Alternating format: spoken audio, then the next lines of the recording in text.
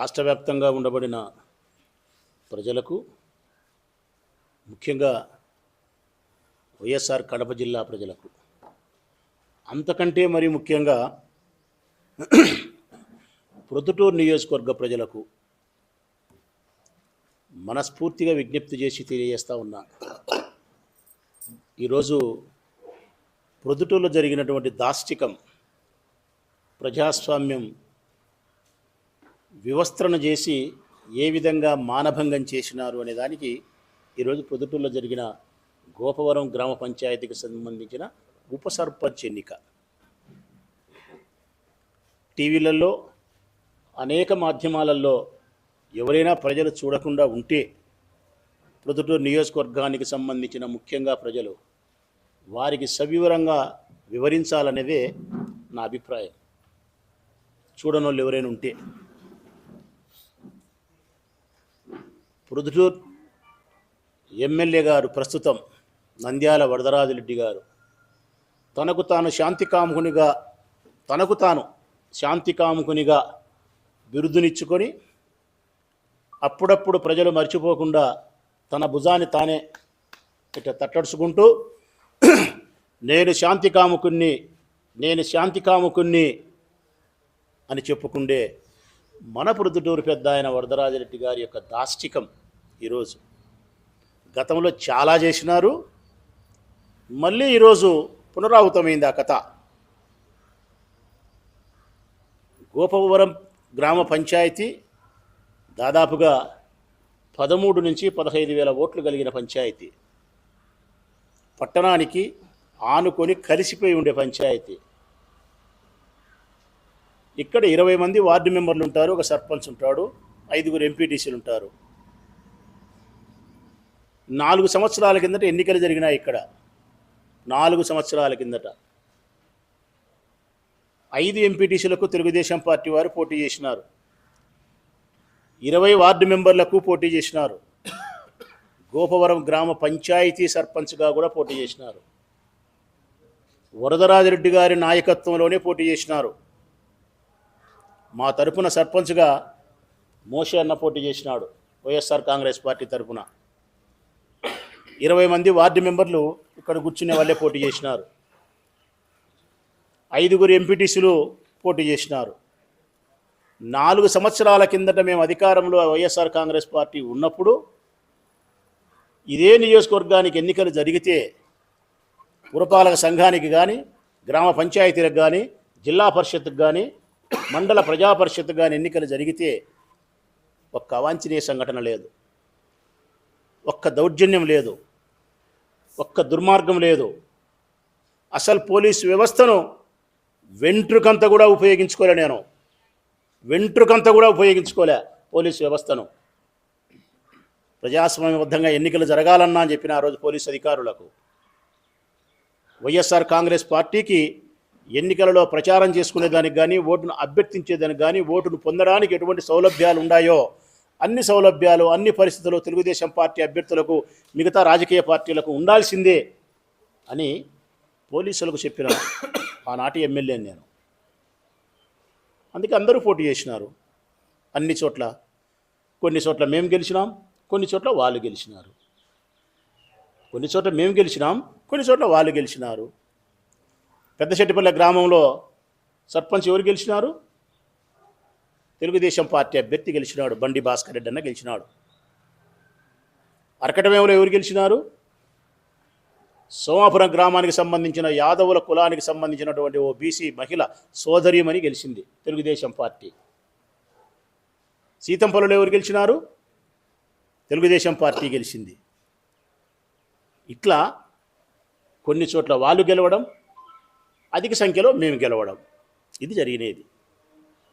మరి మేము కూడా దౌర్జన్యం చేసింటే, మేము కూడా పోలీసును ఉపయోగించుకుంటే, ఈ ప్రొద్దుటూరు నియోజకవర్గంలో ఉండే 30 గ్రామ పంచాయతీలలో ఒక్క గ్రామ పంచాయతీలలో మనం ఎన్నిక కాగలుగుతారా? ఏముంది పోలీసులను ఉపయోగించుకుంటే? నీ గొప్పతనం లేదు, నా గొప్పతనం లేదు. చేయాల్సిన పనంతా పోలీసు వాళ్ళే చేస్తారు ఇప్పుడు నీకు చేసినట్టు. కానీ మరి మీరు గెలవగలిగినారు, మేము కొన్ని చోట్ల ఓడగలిగినామంటే కారణం మేము ప్రజాస్వామ్యాన్ని గౌరవించినాం.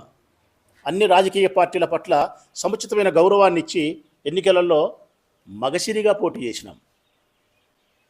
మీకు ఆ మగసిరి లోపించింది, మీకు మీ పార్టీకి లోపించింది. ఇదే గోపవరం గ్రామ పంచాయతీకి ఆనాడు 5 ఎంపీటీసీలు పోటీ చేస్తే 5 మేము గెలిచినాం. సర్పంచ్గా పోటీ చేస్తే మోసన్న గెలిచినాడు. 20 మంది వార్డు మెంబర్లు పోటీ చేస్తే 19 మంది మేము గెలిచినాం. ప్రజలారా, 19 మంది మేము గెలిచినాం. ఒకే ఒకరే తెలుగుదేశం పార్టీ తరఫున వాళ్ళు గెలిచింది. సజావుగా పరిపాలన జరిగిపోతుంది. ఉప సర్పంచ్ పదవికి ఖాళీ ఏర్పడడం చేత ఆనాటి రాఘవేందర్ రెడ్డి ఉప సర్పంచ్గా కొనసాగేవాడు. ఒక ఒప్పందంలో భాగంగా అతని చేత మేము రాజీనామా చేయించినాం. తిరిగి ఆ ఎన్నిక ఇప్పుడు జరుగుతూ ఉంది. అంటే 1.5 సంవత్సరం ఎన్నిక జరపలే ఎన్నికల కమిషన్. ఇప్పుడు కరెక్ట్గా పదవీ కాలం ఉండేది మహా అంటే 1 సంవత్సరం. ఈ సంవత్సరానికి ఉప సర్పంచ్ ఎన్నికకు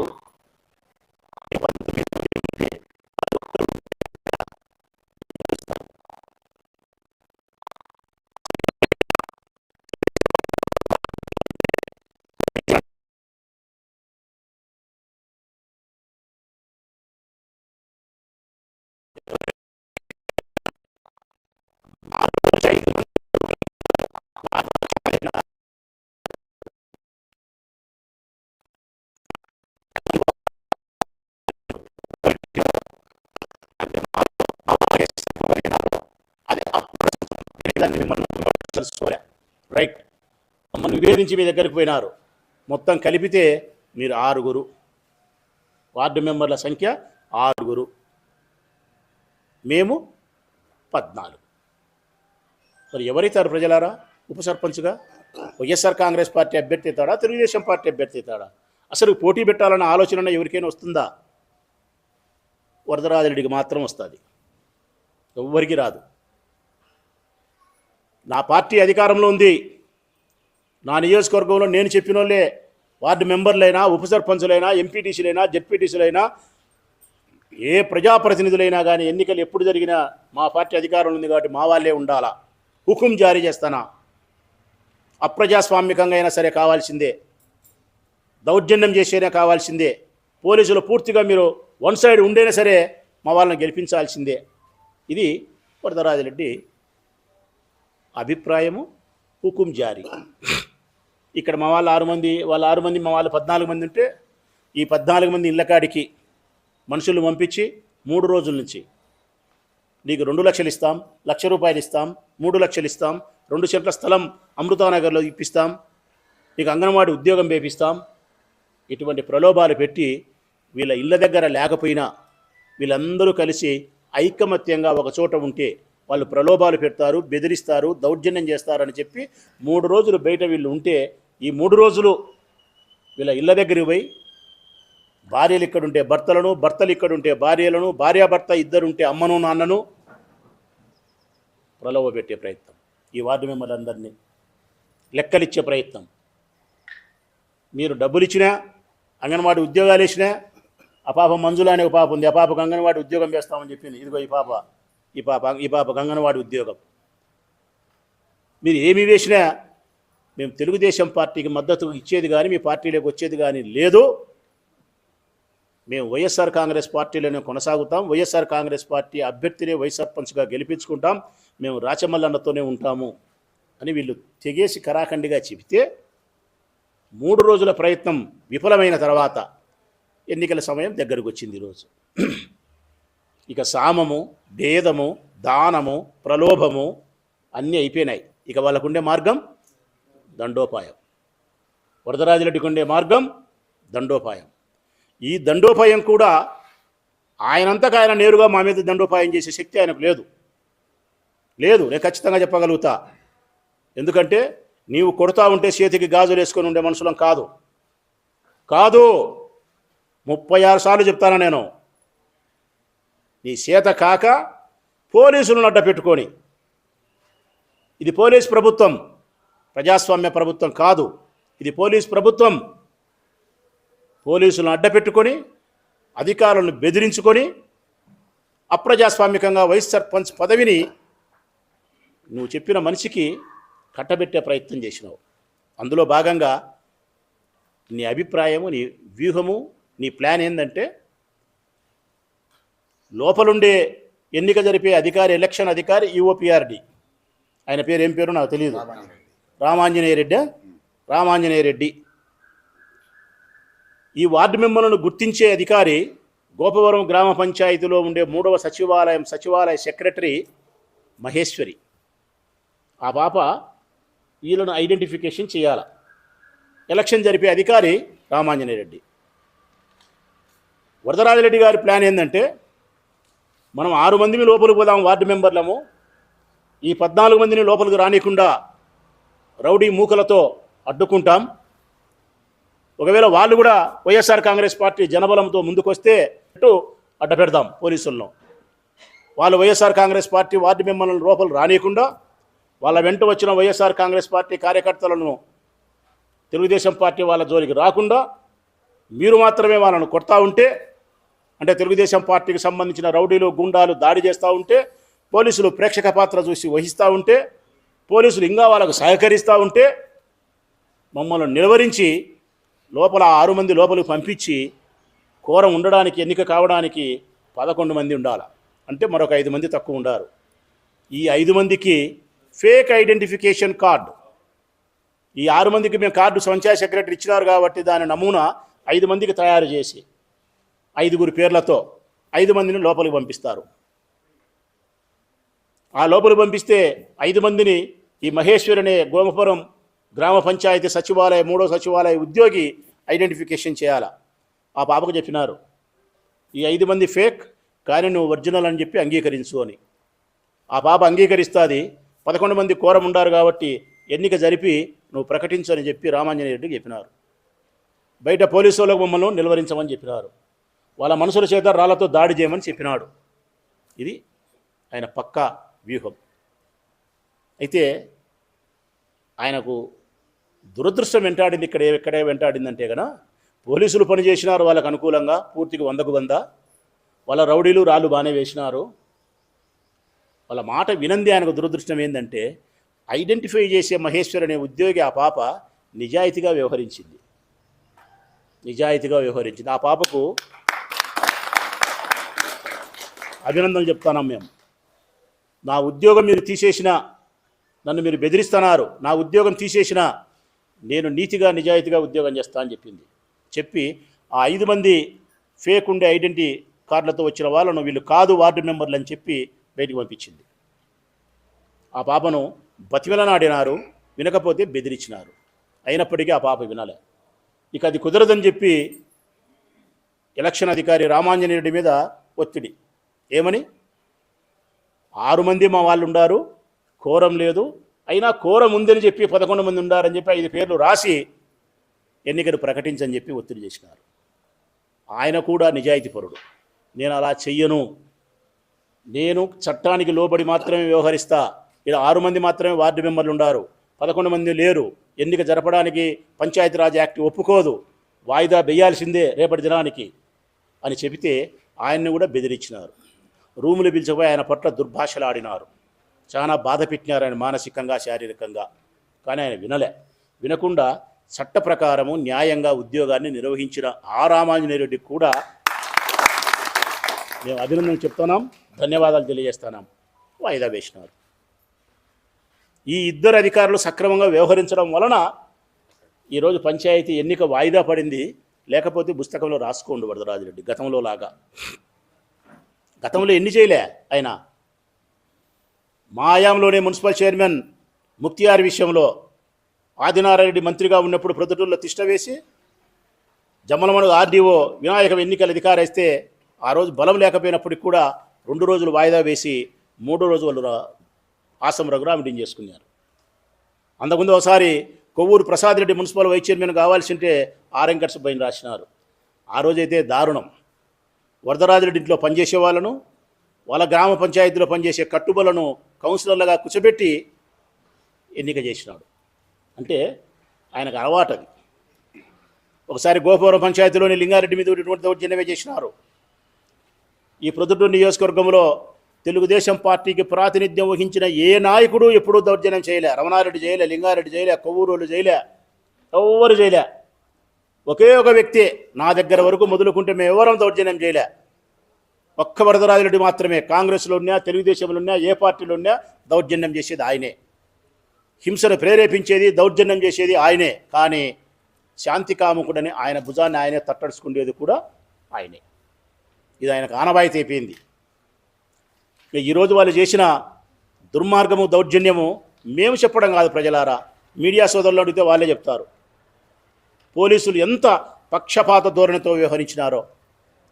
పోలీసులు ఈరోజు మా మీద చేసినది అయితే అది అసలు అది మా మీద చేసిన దాడిని కాదు చెప్పాల్సినది. నిజంగా చెప్తాను నేను, ప్రజాస్వామ్యం పైన పోలీసులు చేసిన దాడి మా మీద కాదు వాళ్ళు చేసింది, ప్రజాస్వామ్యం పైన చేసినారు వాళ్ళు. 14 మంది వార్డు మెంబర్లు ఈ నుంచి 100 మీటర్ల దూరంలో పంచాయతీ ఆఫీసు ఉంటే అక్కడికి పిలుచుకొని పోయేదానికి రక్షణ కల్పించలేమంటారు. పిలుచుకొని పోయేదానికి సహకరించరు. పోనీ మీరు సహకరించకపోయినా పర్వాలే, వాళ్ళు రాళ్లతో దాడి చేస్తున్నారు, మమ్మల్ని మేము ఆత్మరక్షణ చేసుకొని మా వాళ్ళతో మేము పోతామంటే మీరెవరు రావద్దంటారు. వీళ్ళ వెంట మేము ఎవరూ రావద్దంట, వీళ్ళు మాత్రమే పోవాలంట. వీళ్ళు ఒక 20 అడుగులు వేస్తానే వాళ్ళు రౌడీలు రాళ్లతో దాడి చేస్తారు.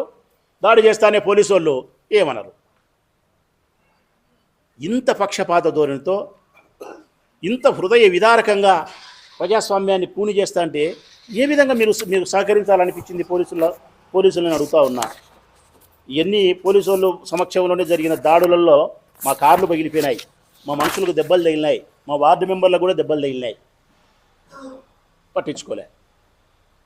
నాకు బాధ కలుగుతూ ఉండేది ఏంటంటే, నేను పోలీస్ వారిని అడుగుతూ ఉన్నా, నాకు బాధ కలిగింది ఎక్కడంటే, వైస్ సర్పంచ్ పదవి రైట్, దుర్మార్గం చేశారు, దౌర్జన్యం చేసినారు, ఒకవేళ పోతే పోయింది, వస్తే వచ్చింది అనుకున్నాంలే.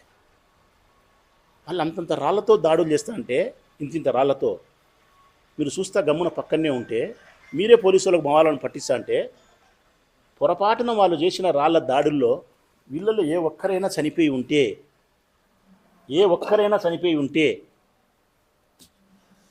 న్యాయమేనా? పోలీస్ ఆఫీసర్లందరినీ అడుగుతానా, న్యాయమేనా? రక్షించాల్సిన పోలీసులే మా మరణానికి కారణమైతే మీకు నిజంగా న్యాయమా ఇది? మీరు రక్షణగా ఉండాలా మాకు. మమ్మల్ని పోలింగ్ ఎలక్షన్ హాల్ వరకు మమ్మల్ని పిలుచుకుపోవాల్సిన బాధ్యత మీదే. ఎన్నిక సజావుగా సక్రమంగా జరపాల్సిన బాధ్యత మీదే. లా అండ్ ఆర్డర్ను కంట్రోల్లో పెట్టాల్సిన బాధ్యత మీదే. మరి ఈరోజు మీరు శాంతి భద్రతలను పరిరక్షించినారంటారా పోలీసులారా? ఈరోజు మీరు మా వార్డు మెంబర్లకు, వైఎస్ఆర్ కాంగ్రెస్ పార్టీ కార్యకర్తలకు రక్షణ కల్పించినారంటారా పోలీస్ అధికారులారా? ఎంత రాక్షసత్వంగా ప్రవర్తించినారు మీరు. కనీసం పోలీసు ఉద్యోగం చేయలే. ఈరోజు నాకు బాధ లేదు, అధికార పార్టీకి తొత్తులే వ్యవహరించినారు, చేస్తే చేసినారులే, వదులుకున్నాం. మనిషిగా కూడా మీ డ్యూటీ చేయలే మీరు. మనిషిగా అంటే మానవత్వంతో, అంటే మమ్మల్ని చంపుతూ ఉంటే, కొడతా ఉంటే కూడా మీరు డ్యూటీ చేయలే. మనిషి అనేవాడు మానవత్వంతో ఇతరులను చంపుతూ ఉంటే, దాడి చేస్తూ ఉంటే రక్షించే ప్రయత్నం చేస్తారు. మీరు ఆ ప్రయత్నం కూడా చేయలే మా మీద. ఈరోజు పెద్ద గొడవ జరగలేదంటే, ఈరోజు హింస ప్రొద్దుటూరులో చెలరేగలేదంటే కారణం మేము ఓర్పుగా ఉండడం. పోలీస్ అధికారులారా, ప్రొద్దుటూరు నియోజకవర్గ ప్రజలారా, ఇది సత్యం. రాచమల్లు శివప్రసాద్ రెడ్డి అనేవాడు, వైఎస్ఆర్ కాంగ్రెస్ పార్టీ నాయకులు, కార్యకర్తలు సమన్వయంతో శాంతియుతంగా ఓర్పుగా ఉండడం చేత ఈరోజు పెద్ద హింస జరగలే ప్రొద్దుటూరులో. లేకపోతే ఎంతమంది చచ్చిపోయిందరో, ఎంతమందికి గాయాలైనరో. అంత దుర్మార్గపు వాతావరణం ఈరోజు ఉన్నది. ఒకవైపు మాకు బలం ఉండి ఎన్నికలలో మేము పాల్గొనకుండా మమ్మల్ని నిరోధించి మళ్ళీ మా పైన దాడులు చేస్తా, ఆ దాడులకు పోలీసులు సహకరిస్తూ ఉంటే కూడా మేము రెచ్చిపోలే, ఓర్పుతో ఉండగలిగినాం. ధర్మమే జయిస్తుందనే సిద్ధాంతాన్ని నమ్మినాం, ఓర్పుగా ఉండాలనుకున్నాం, ఓర్పుగా ఉండగలిగినాం. రేపటికి వాయిదా ఇచ్చినారు. నేను అడుగుతా ఉన్న పోలీస్ అధికారులను, రేపైనా మా వాళ్ళను ఎన్నికల హాల్లోకి పంపించగలుగుతారా పోలీస్ అధికారులారా? ఎస్పీ గారికి 2 చేతులు ఎత్తి నమస్కారం పెట్టి అడుగుతా ఉన్నా. ఈరోజు ఆయన కలిసి చెప్పుకున్నా మా బాధ. నేను ధర్మంగా నడిపిస్తా ఎన్నికలండి మాజీ ఎమ్మెల్యే గారు అని చెప్పినాడు. ఆయన మీద మాకు సంపూర్ణమైన విశ్వాసం ఉండే మేము ఇంటికి వచ్చినాం ప్రొద్దుటూరుకి. మళ్ళీ అడుగుతా ఉన్నా ఎస్పీ గారిని, అడిషనల్ ఎస్పీ ప్రకాష్ బాబు గారిని అడుగుతా ఉన్నా, ప్రొద్దుటూరు డిఎస్పీ గారిని అడుగుతా ఉన్నా, రేపైనా మా 14 మంది వార్డు మెంబర్లను లోపలికి పంపించగలుగుతారా, లేక నేనే వీళ్ళని పిలుచుకొని పోవాలన్నా? మీరు పిలుచుకొని పోతామంటే మీకు అప్పచెప్తా, లేదు నువ్వు పిలుచుకొని పో ప్రసాద్ రెడ్డి అంటే తప్పెట్లతో పిలుచుకొని పోతా రేపు నేను వాళ్ళను, తప్పెట్లతోనే పిలుచుకొని పోతా రేపు నేను వాళ్ళను. ప్రజలు ఓటేస్తే ఎన్నిక కావడం అనేది నాకు తెలుసు. ప్రజలు ఓటేస్తే కాదు, యుద్ధం చేస్తేనే అవుతారు రాచమల్లు అంటున్నాడు వరదరాజు రెడ్డి. మరి ఆయన కోరిక కూడా నెరవేర్చాలి కదా. ఆయన కోరిక నెరవేర్చేదానికి కూడా సంసిద్ధమే నేను, ఇబ్బంది ఏమి లేదు. నీ వలన, నా వలన, మన రాజకీయాల వలన స్వల్పమైనటువంటి మన పదవుల కోసం ప్రొద్దుటూరు పట్టణాన్ని అశాంతికి గురి చేస్తావా వరదరాజిరెడ్డి? అప్రజాస్వామికంగా నువ్వు దౌర్జన్యం చేసి ఈ ఊరు వాతావరణం అంతటి కూడా మళ్ళీ ఫ్యాక్షన్ వైపు తీసుకుపోతావా నీవు? ఇది ఎక్కడన్నా న్యాయం ఉంది అసలుకి? ఇది లోపల మా వార్డు మెంబర్లు 2 ఉంటే 14 మందిలో 2 మాత్రం లోపలికి పోయినారు. రాఘవేందర్ రెడ్డి, పవన్ అనే అబ్బాయి. రాఘవేంద్ర రెడ్డిని అతి కష్టం మీద బయటికి పంపిస్తారు. పవన్ అనే అబ్బాయిని వాళ్ళ ఇంటి దగ్గర వదిలిపెడతానే తెలుగుదేశం పార్టీ మనుషులు ఆ పిల్లోని బలవంతంగా కామనూరు తీసుకొని పోతారు. 14 మంది ఉండే మా వార్డు మెంబర్లు 13 ఉండారు, ఒక్కరు లేరు. ఆ ఒక్కరు ఇష్టపూర్వకంగా పోలే. రేపొద్దున ఆ పిల్లోడు పవన్ ఓటింగ్కి వస్తే వాళ్ళకు ఓటేస్తాడో మాకు ఓటేస్తాడో మీకే తెలుస్తుంది. ఆ పిల్లోడు ఏడుస్తున్నాడు, నేను మీతో రానంటే పోలీసులు ఇంటికాడ ఇడిచిపెడతారు. నా దగ్గర ఇడిచిపెట్టమని చెప్పి నా పోలీసులను నా దగ్గర ఇడిచిపెడతానని చెప్పి డిఎస్పీ గారు మాట ఇచ్చి నా దగ్గర ఇడిచిపెట్టకుండా ఇంటి దగ్గర ఇడిచిపెట్టి ఇంటి దగ్గర వాళ్ళ మనుషుల్ని పెట్టి వాళ్ళు ఎత్తుకొని పోతారు. నేను అడుగుతా ఉన్న ప్రొద్దుటూరు డిఎస్పీ గారిని, కొత్తగా వచ్చినారు వారు, మహిళ, నిజాయితీగా ఉంటారనుకున్నా. వారి మీద కూడా ఈ బుద్ధుడు కూడా వాళ్ళు ఆమె ఏదో అవినీతి చేసిందనే అభిప్రాయం లేదు నాకు. కఠినంగా వ్యవహరించలేదనేది ఉంది.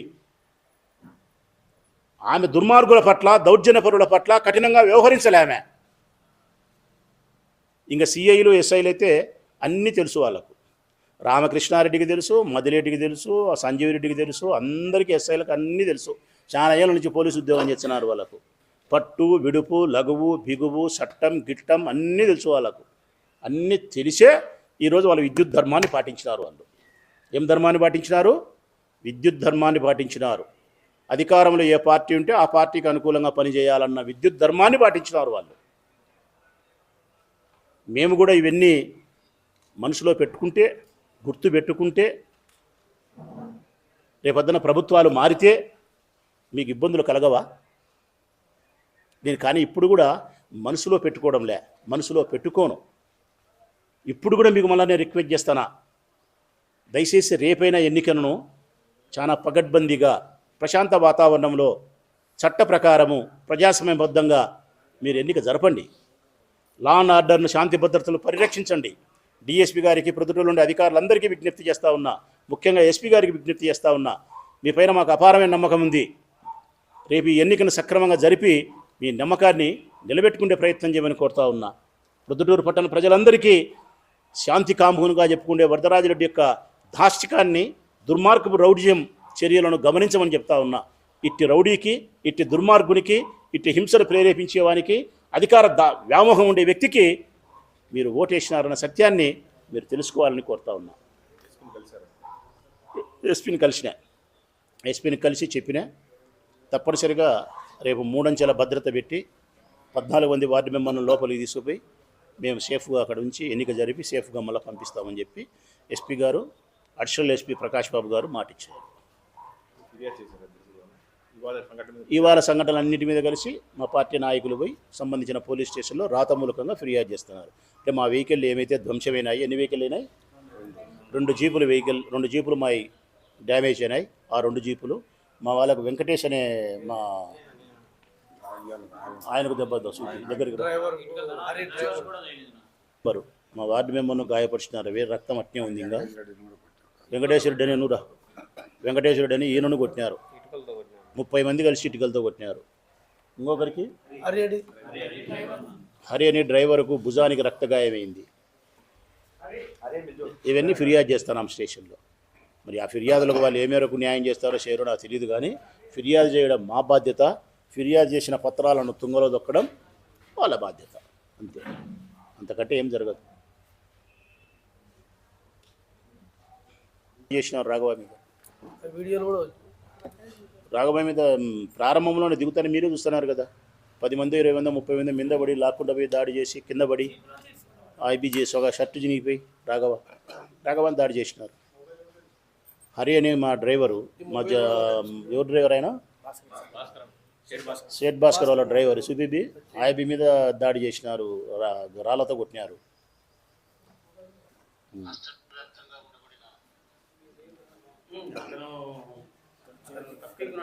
ఏముంది, నా ఇంట్లోనే ఉండాలా, డిఎస్పీ ఇంట్లోనే ఉండాలా. డిఎస్పీ గారికి ఫోన్ చేసి అడుగుతా, మీ ఇంట్లో పెట్టుకోమ్మా అని. మీ ఇంట్లో పెట్టుకొని పొద్దున ఎస్పీ గారిని అదే అడుగుతున్నాం మేము. ఈ 13 మందిని పొద్దున మేము డిఎస్పీ ఆఫీస్ దగ్గరికి వస్తాము. ఆ నుంచి మా వాళ్ళని 13 మందిని పిలుచుకొని ఎన్నికల కేంద్రం దగ్గరికి పిలుచుకుపోయి ఎలక్షన్ జరిపి మళ్ళీ ఇంటికి పంపండి. లేదంటే మీరు వదలండి, మేము పిలుచుకొని పోతాం. నన్ను పిలుచుకొని పోయే అవకాశం మీరు ఇస్తే నాకు మీ అవసరం లేదు. చెప్పినా కదా, తప్పెట్లతో పిలుచుకొని పోతా, ఊరిక కూడా కాదు, తప్పెట్లతోనే. అదే వరుడే రాసుకో, తప్పెట్లతోనే పిలుచుకొని పోతా. మమ్మల్ని రానియకుండా వాళ్ళను మాత్రం రానిచ్చేది కరెక్ట్ కాదు. పోలీసు వాళ్ళు రాణిస్తే ఇద్దరిని రానియకుంటే ఇద్దరిని రానియాకు. లేదంటే పోలీసు వాళ్ళు ఎవరో సెలవు పెట్టమను, ఇబ్బంది ఏం లేదు. సెలవు పెట్టమను, ఇబ్బంది ఏం లేదు.